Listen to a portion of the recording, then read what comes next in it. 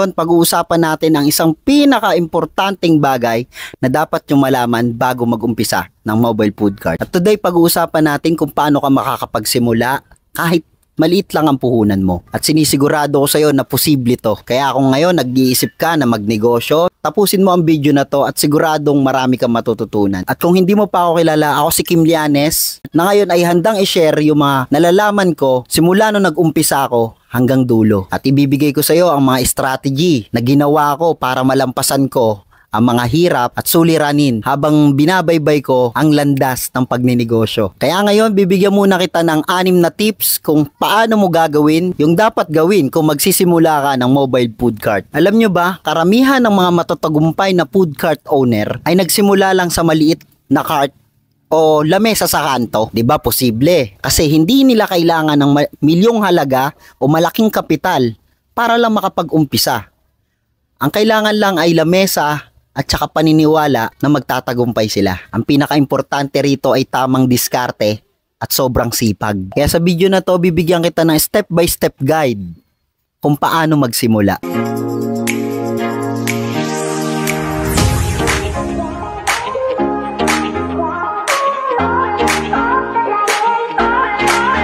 Unang step, piliin ang produkto o pumili ng produkto na angkop sa kakayahan mo. Dapat yung mabenta, dapat yung kayang-kaya mong gawin, yung madaling i-prepare, at syempre, yung abot kaya. Pwede sa street food, rice, siomai, takoyaki, milk tea, burger. Pero may tip ako sa'yo. Pwede kang magdagdag ng twist, yung kakaibang sauce, kakaibang lasa ng sausawan, na makakapagpaakit sa customer mo. Maglagay ka rin ng mga toppings o anumang diskarte na pwedeng mapansin yung produkto mo. Mas importante kasi sa isang paninda ay yung kakaiba na mas tatangkilikin ng taong makakakita. Dapat kakaiba yung paninda mo kaysa sa ibang vendor.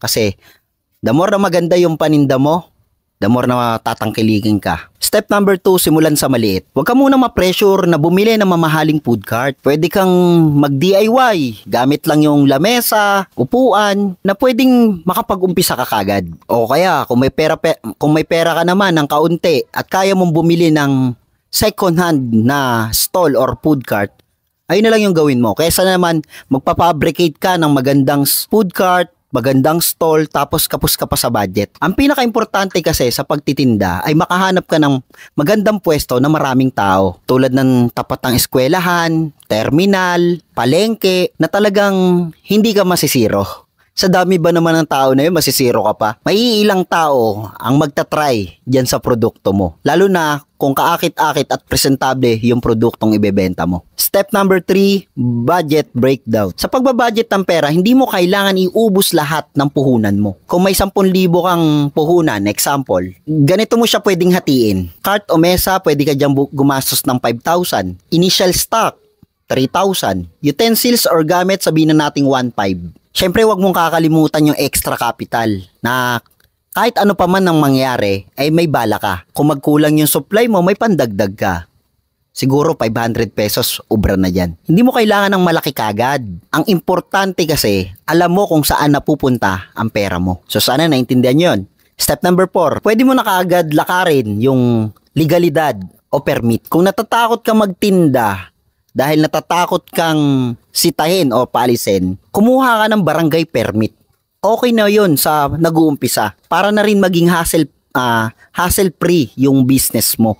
At kapag lumaki ka na, doon ka lang kumuha ng DTI, Mayor's Permit, BIR, kung kinakailangan. Madali lang kasi yan pagka kompleto ka na ng requirements. Step number 5, marketing.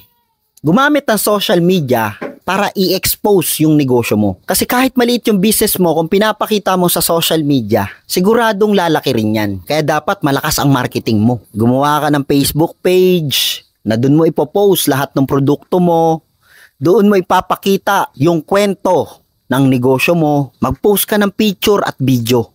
Huwag mong kalimutan yan, napakalaking factor niyan sa negosyo natin. Isa pang marketing strategy, pwede ka magpa-pre-taste o kaya promo sa first week mo. Mas mapapabilis kasi yung pagpapatikim mo ng produkto mo. At kung masatisfy sila sa lasa ng binibenta mo, ay siguradong babalik sila. Ayun yung tinatawag na repeat customer or order. Tandaan, presentation is key. Mas presentable, mas nakakaganang bumili. Step number 6, consistency and growth. Ang sekreto ng mga matatagumpay na negosyante ay consistency. Tandaan natin yan.